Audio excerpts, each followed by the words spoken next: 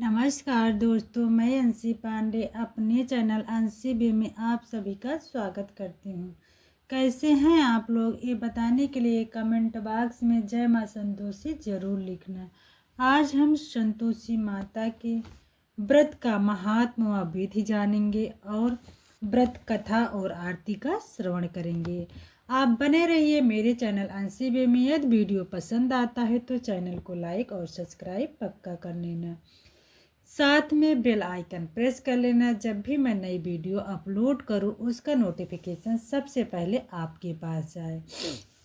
चलो अब शुरू करते हैं संतोषी माता का व्रत व महात्म और विधि। एक बार प्रेम से बोलो संतोषी माता की जय।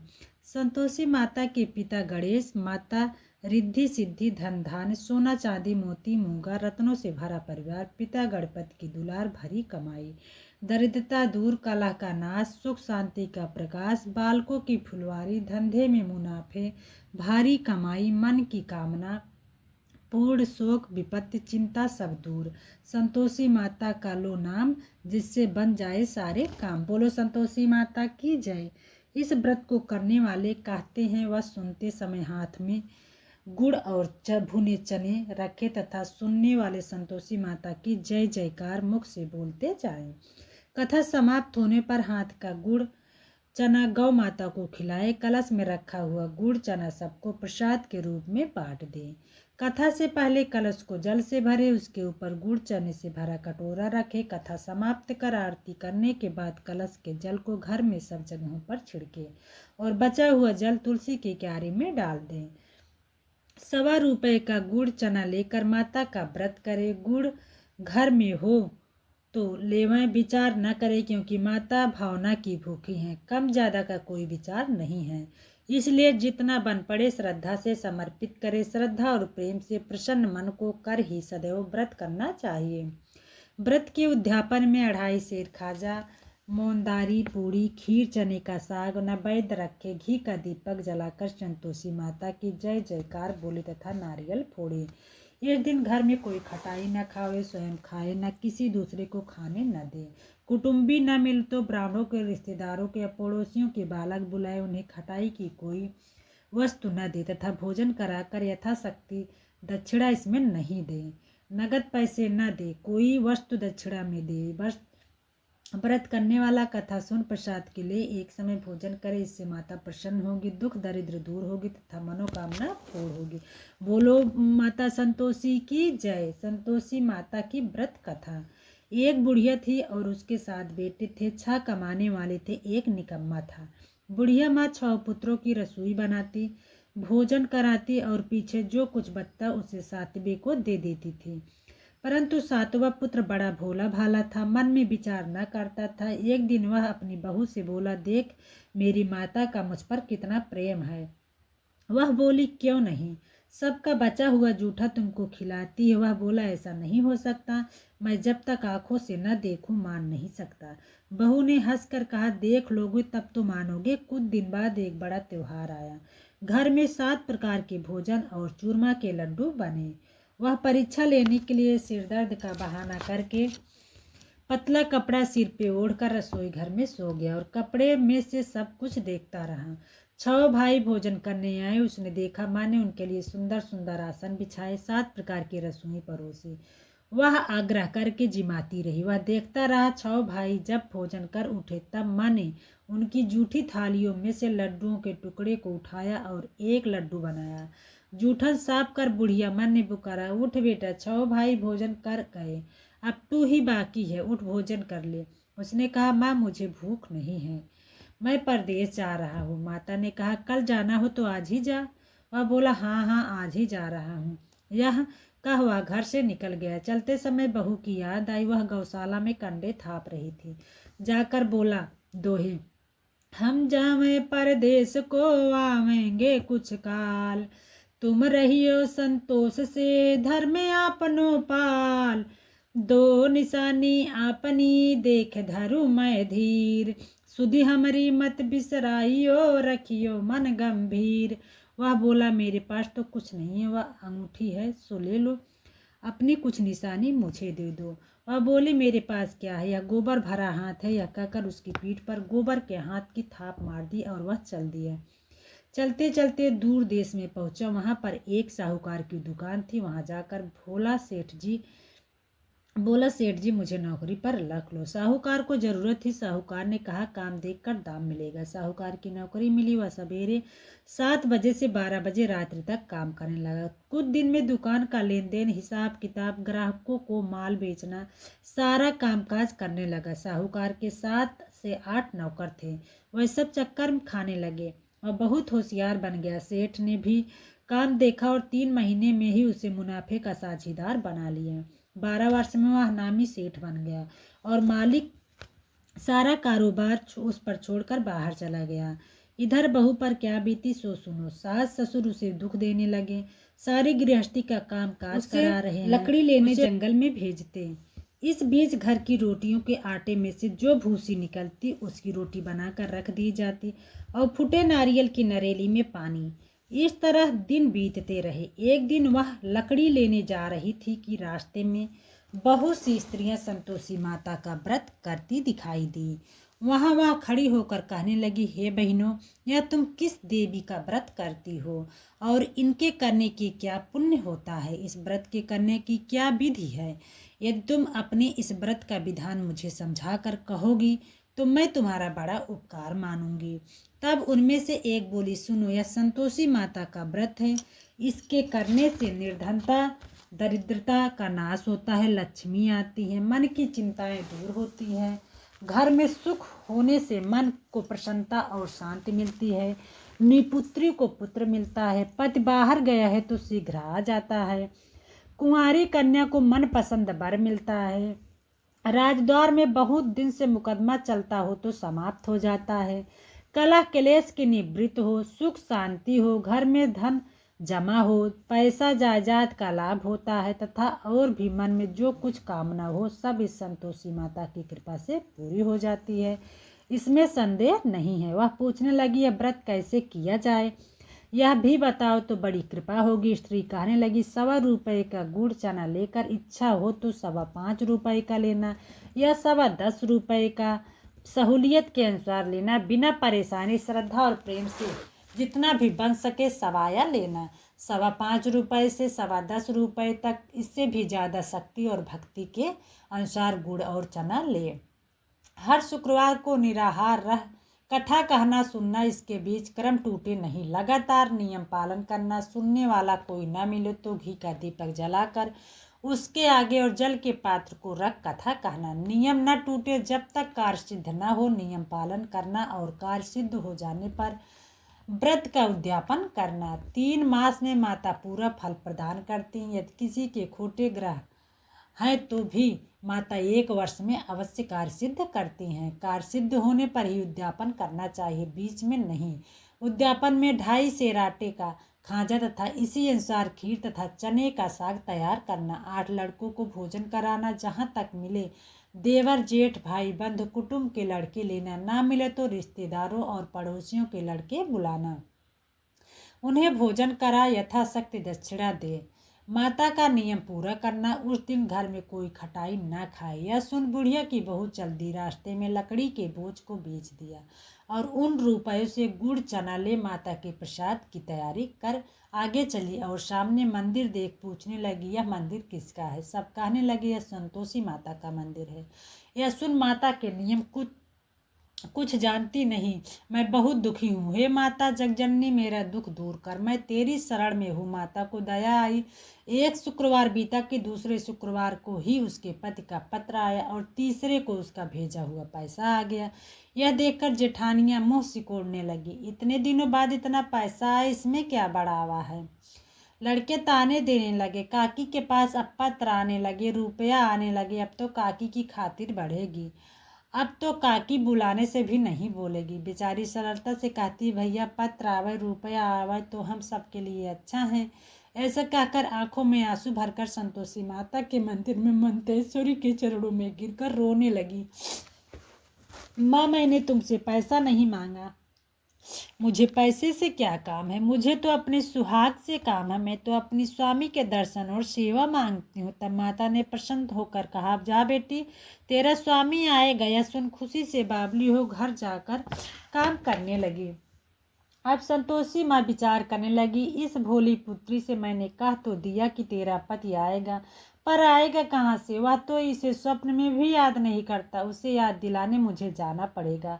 इस तरह माता उस बुढ़िया के बेटे के पास जाकर स्वप्न में प्रकट हो कहने लगी, साहूकार के बेटे सोता है या जागता?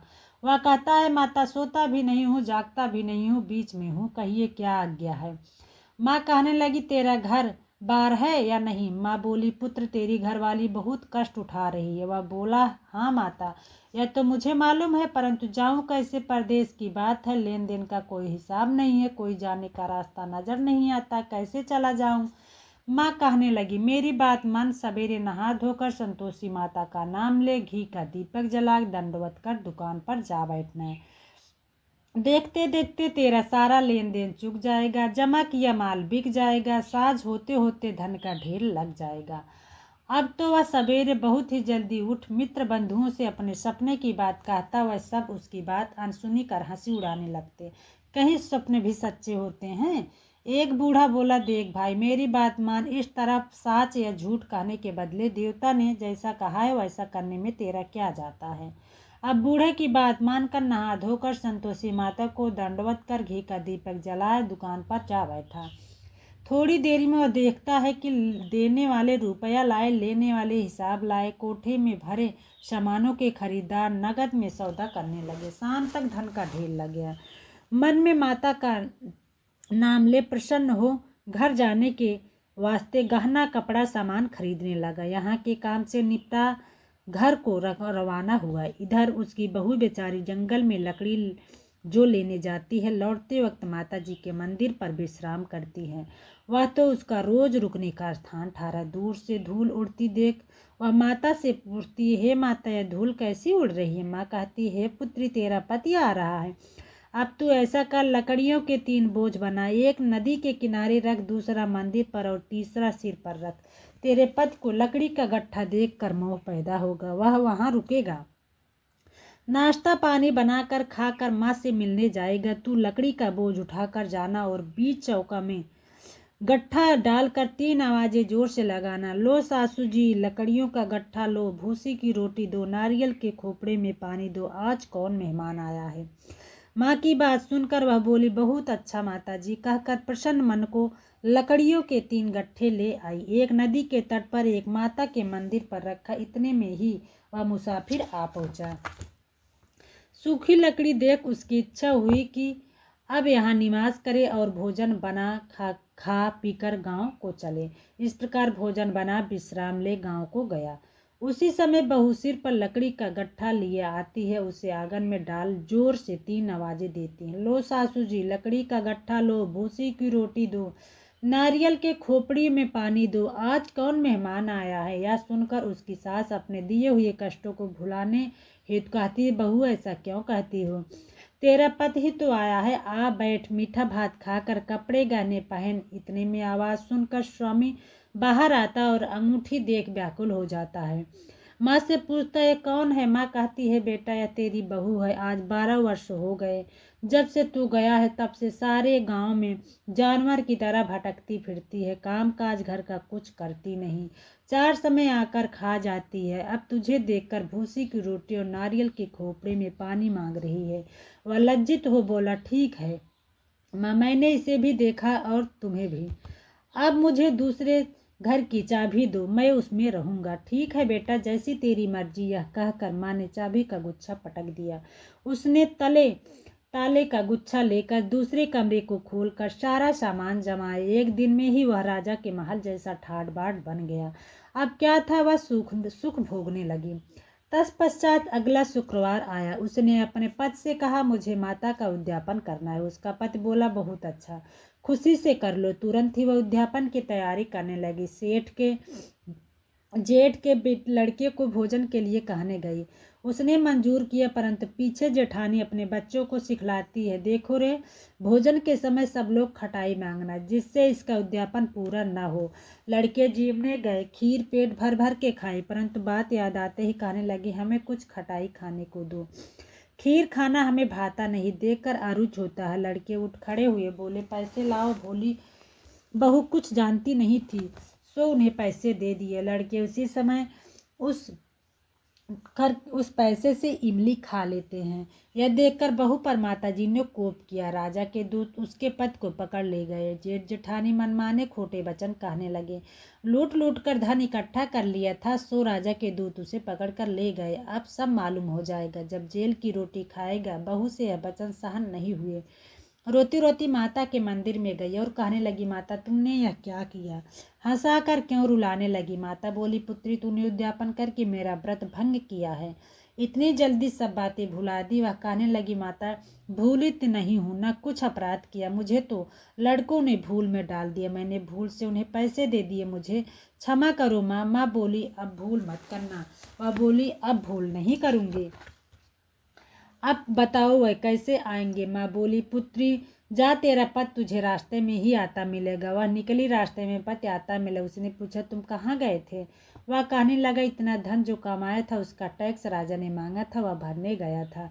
और प्रसन्न होकर बोली, भला कुछ, अब घर चलो। कुछ दिन बाद फिर शुक्रवार आया। वह बोली, मुझे माता का उद्यापन करना। पत्नी ने कहा, करो। वह फिर जेठ के लड़कों से भोजन को कहने लगी। जेठानी ने एक दो बातें सुनाई और लड़कों को सिखा दिया, तुम लोग पहले ही खटाई मांगना। लड़के खाना खाने से पहले ही कहने लगे, हमें खीर खाना नहीं भाती, जी बिगड़ता है, कुछ खटाई खाने को दो। बहू बोली, खटाई खाने को नहीं मिलेगी, खाना हो तो खाओ, या कहकर ब्राह्मणों के लड़के बुलाकर भोजन कराने लगी।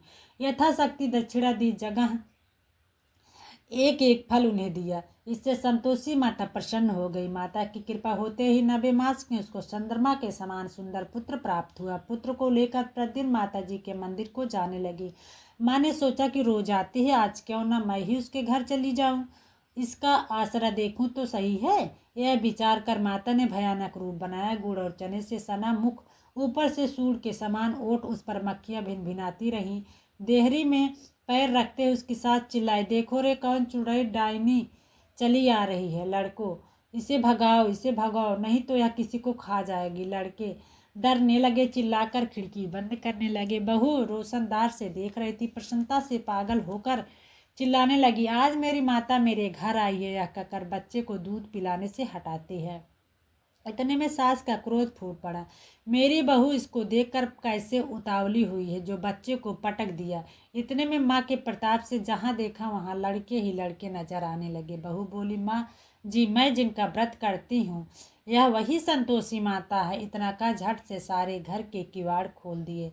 सबने माता के चरण पकड़ लिए और विनती कर कहने लगी, हे माता, हम मूर्ख हैं, हम अज्ञानी हैं, तुम्हारे व्रत की विधि हम नहीं जानते, तुम्हारा व्रत भंग कर हमने बड़ा अपराध किया है। हे माता, आप हमारे अपराध को क्षमा करो। इस प्रकार माता प्रसन्न हुई। हे माता, बहू को जैसा फल दिया वैसा सबको देना, जो यह कथा कहे या सुने उसका मनोरथ अवश्य पूर्ण करो। बोलो संतोषी माता की जय। दोहा। ग्रंथ करोड़न में कहा ये सबका सार, ब्रह्म सत्य जग झूठ है, जीवन की ब्रह्म निहार। जीवन से जो जीवित जगत, माता खेलत खेल, ब्रह्म रूप पहचान लो, कटे जगत की जेल। बोलो प्रेम से संतोषी माता की जय। संतोषी माता की आरती करेंगे। ओम जय संतोषी माता मैया, जय संतोषी माता, अपने जन सेवक को सुख संपत्ति दाता। ओम जय संतोषी माता, सुंदर क्षीर सुनारी, माँ धारण कीनो, हीरा पन्ना दम के तन सिंगार लीनो। ओम जय संतोषी मैया, गेरू लाल छटा छवि बदन कमल सोहे, मैया बदन सोहे। मंद हसत करुणामयी त्रिभुवन जन मोहे। जय संतोषी माता। स्वर्ण सिंहासन पर बैठी चंवर ढूढ़े प्यारे।